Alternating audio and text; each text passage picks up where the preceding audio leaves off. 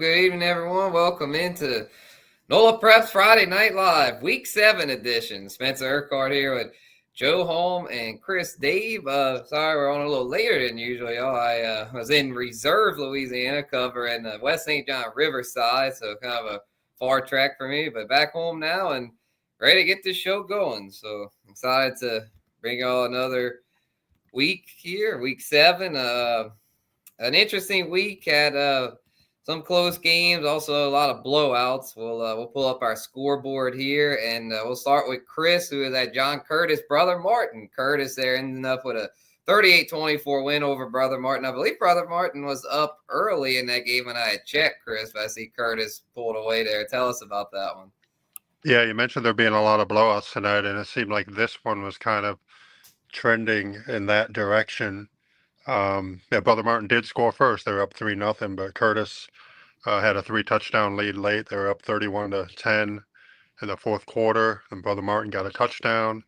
Then very next play, a scoop and score. So suddenly that 3-touchdown lead Curtis had built was reduced down to just one touchdown.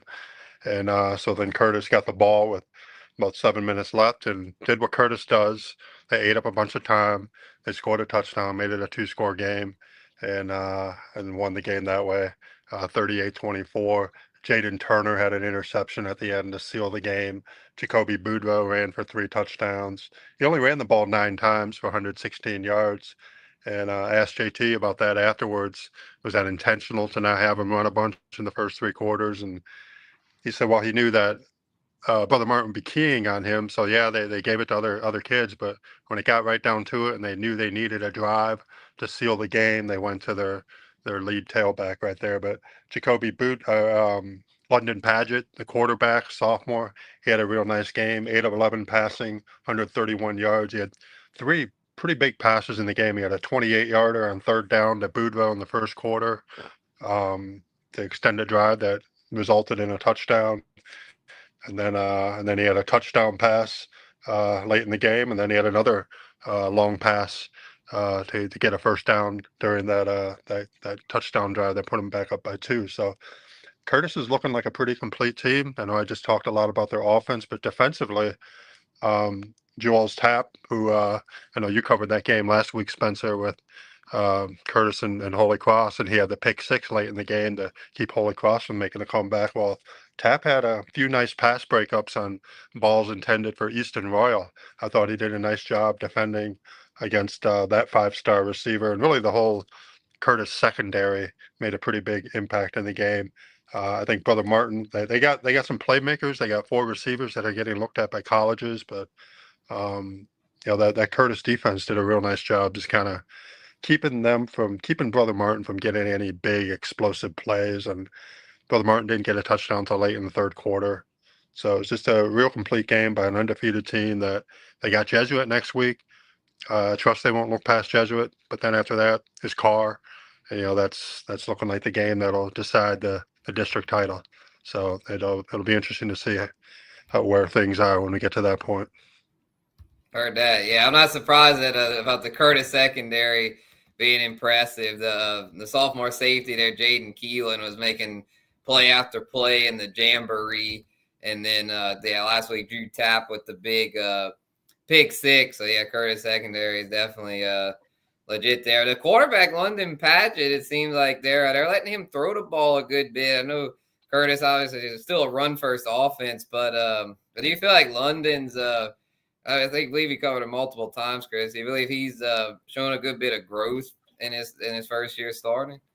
Yeah, it seems that way. I mean, I've seen him play a couple of times, and just the fact that they're having him pass the ball like they did, to me, really shows a good level of trust. He also ran the ball 17 times, only for 36 yards, but still, he's the one making the decisions on, is he going to keep it? Is he going to give it? Is he going to pull it?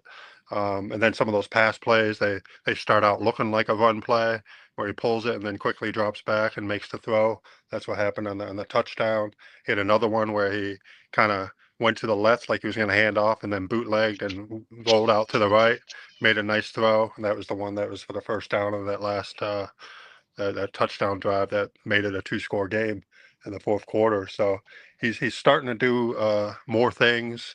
that I think the Curtis coaches um, will have their quarterback do when they know he can do it. More variety of things, I should say. Gotcha. Yeah, it makes them pretty dangerous there. And undefeated John Curtis team there looking really strong. Brother Martin now, I believe, lost 3 in a row. They're going to try to get back in the win column here. They got a lot of talent, and they got one of the best players in the state in Easton Royal, but just goes to show how tough 9-5A is. Yeah, for sure. And last week they played Carr. This week they played Curtis, and I think those are two teams that nobody should be surprised to see them make it deep in the playoffs. I think they're 1 and 2 right now in the power ratings. So I mean, that's every team in this district. If you're not Carr and if you're not Curtis, you got to play them at some point, and playing them back to back, I'm sure, is no fun. Yeah, and then Carr 41 zip over Jesuit. We're able to look at Andrew's coverage there, Chris. I see. Yeah, I've been seeing the coverage there, but it's I'd say it's not surprising to see Carr put up another 40 points. I think they've done it against every district opponent so far. That being a shutout, I think that's their third this year. And then in games where they've given up points, usually the touchdowns they give up are late in the game. So they're as explosive as they can be on offense and as good of a running game they have. That's a defense first team. That's how they're winning their games. And so it's and I know um, Jesuit I think is a tough team. I don't know if their starting quarterback was back for this game, but certainly they're going through some things right now. But they're hanging in there against most of the teams they play, and I think Carr kind of poured it on kind of late. So um, I think Jesuit is probably hanging on as best as they could for as long as they could. Gotcha. Watching NOLA Preps Friday Night Live, Week 7 edition. We'll shift gears a little bit here to the North Shore, Joe. You were at a Lakeshore Pearl River. Lakeshore with a big 42-6 win. Brent Indes squad having a strong start to 2025. Tell us about how they look tonight. Yeah, they look good. They had a couple of injuries, so I wanted to go out and see just sort of how they handled that. And defensively, they were really strong in the second half. They forced a couple of turnovers. Kate Stevens had a big sack, forced fumble, and then recovery, and that pushed them over into running time late in the third quarter. They scored 31 points in the first 6 minutes of the second half, and really took over that game. And it was an impressive showing from Lakeshore. They've had a lot of success against Pearl in general, but they've been sort of battling some injuries, and they were able to control the ball in the first half and then put the game away in the second half. So that was impressive, and they just seem to be rolling along right now. They got a couple of guys who will probably be back in the next 2 to 3 weeks. So coming off of that emotional win over Franklinton, it was good to see them just sort of take care of business against Pearl River and keep that district record clean and just keep sort of marching on to what they hope will be a long run. For sure. And you're also at Northlake and Pope on Thursday night. Northlake Christian 14-0 win there. Talk to us about how that one went down. Big district rivalry game. Yeah, that one was a strange, I don't want to say strange, but an interesting game. Pope John Paul really controlled the first quarter. They had all of the possession. They just couldn't finish. Starts off the second quarter with an interception in the end zone by Jordan Willis. And then the defense comes out, gets a stop, but a muff punt turns the ball back over to Northlake, and they're able to capitalize on that, go up 8-0.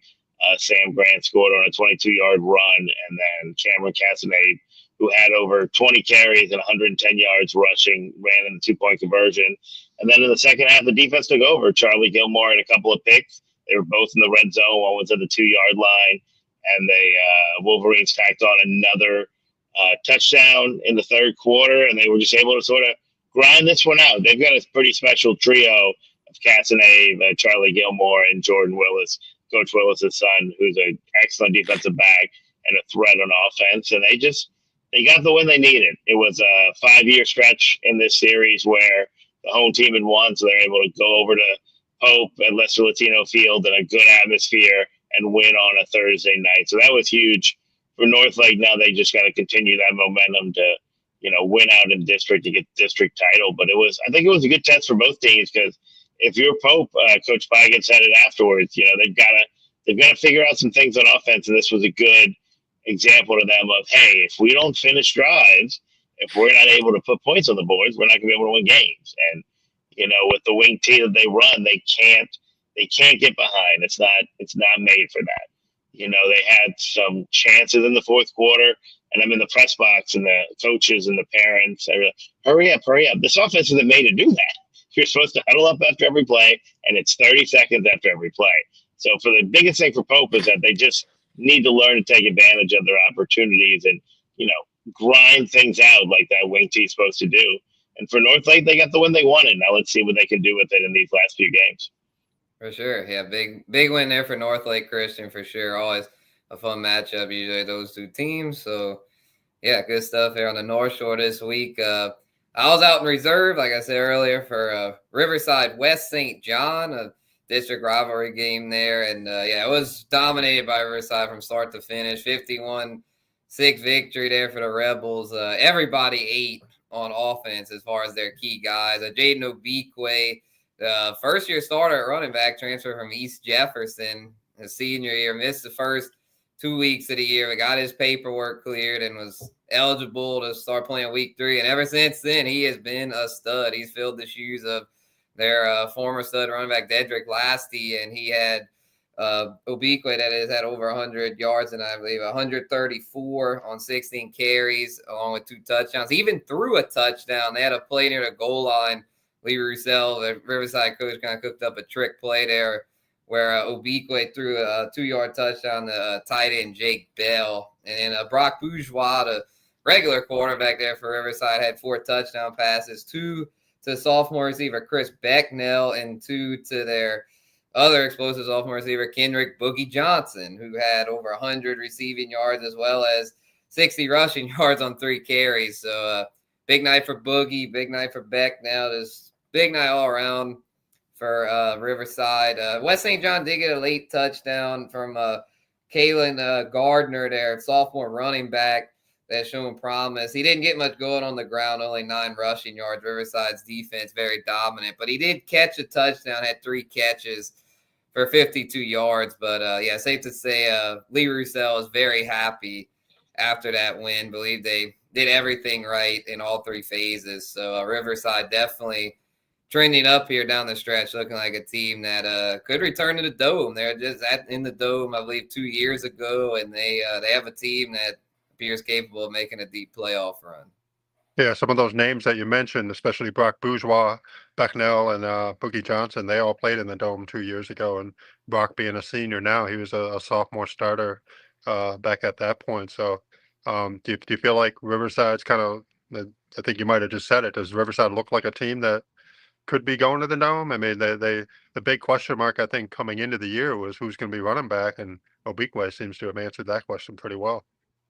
Yeah, I think so. They seem like they are definitely heading in the right direction. And I think the key is if they can keep, I'm sure they'll win out in the power point. So it's something Lee Roussel had mentioned that he's hoping that they could get the top seed there to where they could host all the playoff games. He mentioned the importance of having home playoff games. So, if they could end up a 1 or 2 seed there and get home playoff games. I remember last year, I believe they were a 7 seed and had to go to Ascension Catholic. I covered that game, actually, and they barely lost. That was a really close game. Ascension Catholic had a really good running back last year, and then, of course, Riverside had Lasty. But, I definitely think they, after seeing them tonight, I definitely think they're capable of going to the Dome.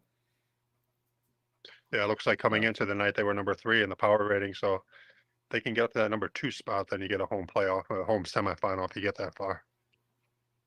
For sure.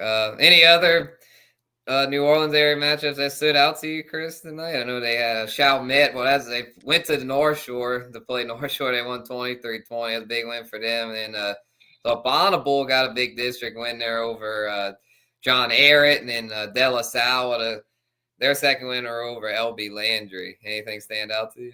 Yeah, with De La Salle, I know we've talked about them all season with that tough non-district slate that they had going 0-5, but I kind of expect them to at least win 4 games in district, and the 5th one being a week 9 game against Kennedy. That I see that being kind of the game for the district title right there. St. Charles had a nice win against the what's the name of that school? Legacy school. the sports sciences out of Texas. That's the team that St. Aug played earlier this year, and Skylar Edwards had the winning touchdown with 19 seconds left, and Dax Prejean had 2 touchdowns at special teams and defense with an interception return and a kickoff return in that game. And St. Charles is really shaping up to look like a team that you kind of expect them to look with. They had 5 straight state finals appearances before last year, and I'm not going to sit here and say, well, they're short of going to the state finals again in the Division II playoffs, but they're certainly going to contend. Looking at the power ratings, they're at number 3 coming into today, but certainly Shaw is right up there in Division II, and so there's still a lot to be kind of figured out there. And as long as we're talking about power ratings, like I mentioned earlier, with Carr and John Curtis being 1 and 2 in Division I, and then St. Aug at number 4, Rummel at number 5, Brother Martin at number 6, and all this is going to change with the results of tonight and tomorrow. But I do find it notable that 5 of the top 6 are all in District 9 5A, and that has quite a bit to do with the strong non-district showing all those teams in that district had going. What was a combined 22-1. And so now they're spending these weeks just kind of beating up on each other, but they all should have some pretty high placements. At least the top 5 finishers in that district should have some pretty high placements, and I wouldn't be surprised if the entire district makes the playoffs, unlike last year. Right, yeah, you Easton and Holy Cross, and they match up tomorrow. It'll be a big game for them trying to get their first district win. But yeah, they both went 3-0 in non-district, so yeah, I would think they'll both sneak in there. Anything else stand out to you, Joe, from the North Shore tonight? Yeah, I think there were a couple of bounce back wins. Covington, after a rough loss last week, came back and took care of business against Slidell at home. That was a big win for them, 28-7. And then Salmon came back and went on the road and beat Fountain Blue 32-7. That was a big win for them in terms of just getting back, feeling good, as you sort of mentioned this run. I mean, they face Chalmette at home. Chalmette took care of business today. That could be for a district title. We'll see how the rest of the season, rolls out. But those are 2 teams that played for the district last year at Bobby Nuss Stadium. I think it would be a safe bet to say that game now in Salmon in Week 10 would be, a pretty big game. It could be for the district crown. But I think those 2 wins are really big. And St. Paul's just took care of business on the road, which is huge for them. They seem to be peaking at the right time. They've got their 2 hardest games coming up in Week 9 and 10 at home, but they've got to get there undefeated to be able to. They're able to get to those 2 games now because they'll play out of district next week with a chance of sweeping the district again for the 3rd straight year. For sure. So yeah, good week this week. We'll shift gears a little bit. So tomorrow we still got a few games left to conclude the Week 7 slate. There's a Catholic League doubleheader tomorrow there, beginning with Easton and Holy Cross. We mentioned this a little while ago. And then the nightcap will be St. Aug and Rummel. That should be a really interesting one there. What are your thoughts on those 2 matchups, Chris?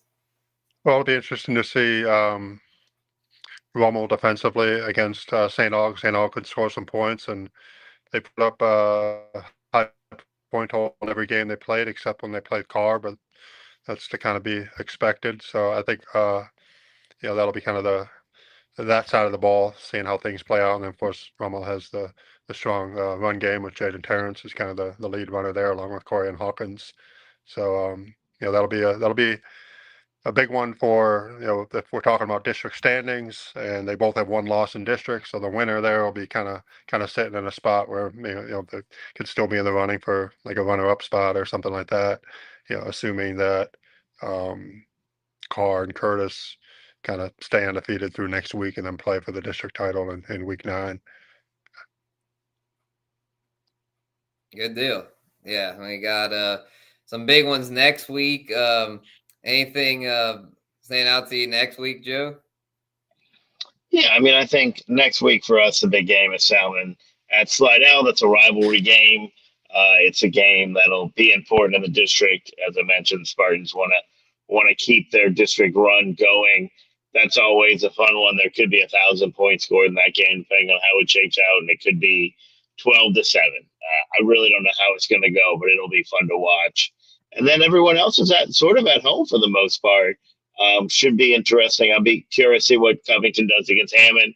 Those are two teams that are actually pretty evenly matched. Hammond had a big win this past week or tonight against Mandeville. So that'll be a big game for Covington to sort of keep that momentum going. And I mean, I think it's just at this point, it's just a grind, right? Like y'all have mentioned it before. You pick out these games and you sort of think how they're going to go, and then the game gets played and something weird happens, or if it's that car or Curtis, something different happens and someone gets hot. So I'll be curious to see what game sort of sticks out where there's a result where I say, oh, so and so went off next week. And we didn't even think that he could go off. Gotcha. Yeah. Should be interesting there. The game I'm really interested in next week is we finally get some District 9-4A action going, and Belle Chase, 7-0 Belle Chase, been scoring points like crazy, going up against one loss St. Charles.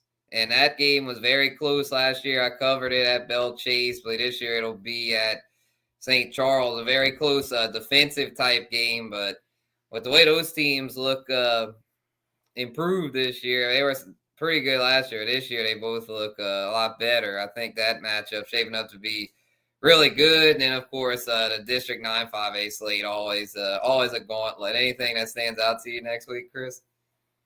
Yeah, next week is the Carr Easton game, which I know is always draws a lot of interest when those schools match up, and Carr's kind of dominated that matchup over the recent years. I'll have to do a count again. I think it might be up to 12 times in a row, but sometimes they play tight. Sometimes it's a good close ball game. But the way Carr's been playing it, it's hard to see anyone really hang close with them.